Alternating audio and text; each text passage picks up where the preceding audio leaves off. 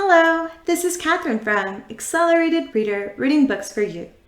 Today, I will be reading Chapter 31 from Two Worlds, a novel of friends and foes from strange places, by Laura T. Lee. Before I begin reading, I would like to give a big thanks to the author for sending me this book to read on my channel. In the description below, I've included links for me find and purchase this book. Don't forget to like and subscribe. Chapter 31. Lily inched forward, clutching her sword and dagger. Stacy sat up, groaning. "Why am I on the floor?" she asked. Lily helped her to her feet. "Do you remember anything?" she asked. Jake looked at the broken box. The box was talking, and then, that's all I remember. "I'm pretty sure that the box was in one piece," Tara said. The room they were in rumbled. "Guys, we should get out of here, like now," Lily said. They exited the room as it collapsed with a bang and a lot of dust. Jake wanted a memory refresh. He wanted to know how he had ended up on the floor with his sword in the wall. He remembered wanting to destroy the metal box, and then the box had started talking, saying something about how he was lucky it hadn't destroyed his city. He was so confused. How could a small box destroy the elfin city? But seriously, maybe the talking box had a knack for joking about possible impending doom. They crawled out of the tunnel. Lily turned to Jake.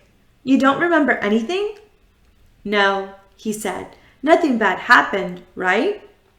"Yeah," Lily muttered. "Nothing bad happened." Stacy stopped in her tracks. "Wait, time out," she said. "Seriously, Lily, what happened?"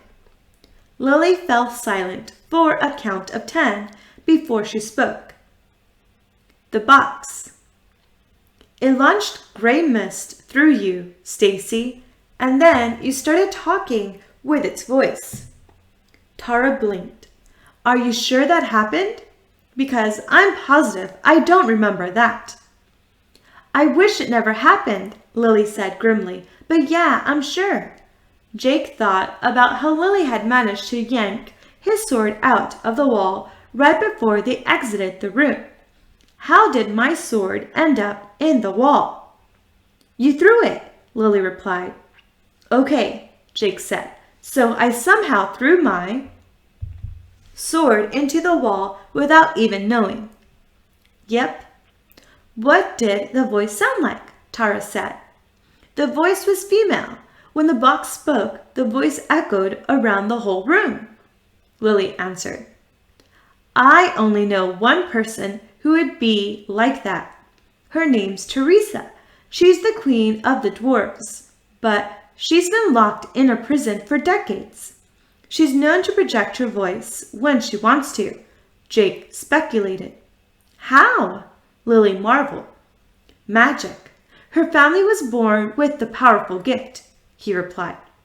"So, the box isn't going to turn us into freaky zombies then?" Stacy asked hopefully.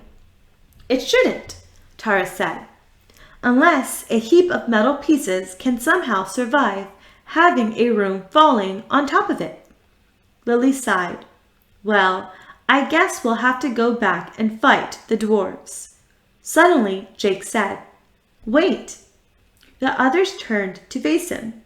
"Where's the fighting?" he asked. He was right. The air was unnaturally silent. Lily ran to the edge of the hill where the tunnel opening had been placed. Both armies stood still. In the distance, a new dwarf army was gathering. Jake peered into the sky and saw a thin gray dome covering the elfin city, like a picture put through a filter. A freeze dome, he thought. Confused, Stacy took one step over the hill and froze completely in her tracks. "Stacy!" Lily cried. Tara grabbed one of Stacy's hands, which poked out of the freeze dome. She tried to pull her out of the dome without success. Stacy remained frozen, looking blankly down the hill. Tara tripped and nudged Stacy forward. Stacy only can be moved farther into the dome, Jake realized. Lily reached out as far as she dared and pulled a stick out of Stacy's pant pocket. "What is that?" Jake asked. "A metal stick," Lily replied, glaring at him. "Tara, push Stacy forward as much as you can." Tara shoved Stacy 5 feet down the hill. "Stand back, everyone," Lily warned. She aimed the stick at the freeze dome and pulled back a yellow piece of metal jutting out from bottom.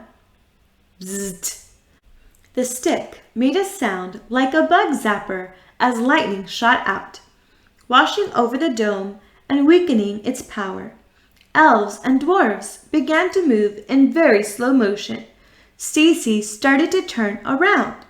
Lily yanked a red stick back and fire shot out, joining the lightning and turning off the freeze dome completely. Stacy finished turning around. "What? Lily? Why do you have my stick?"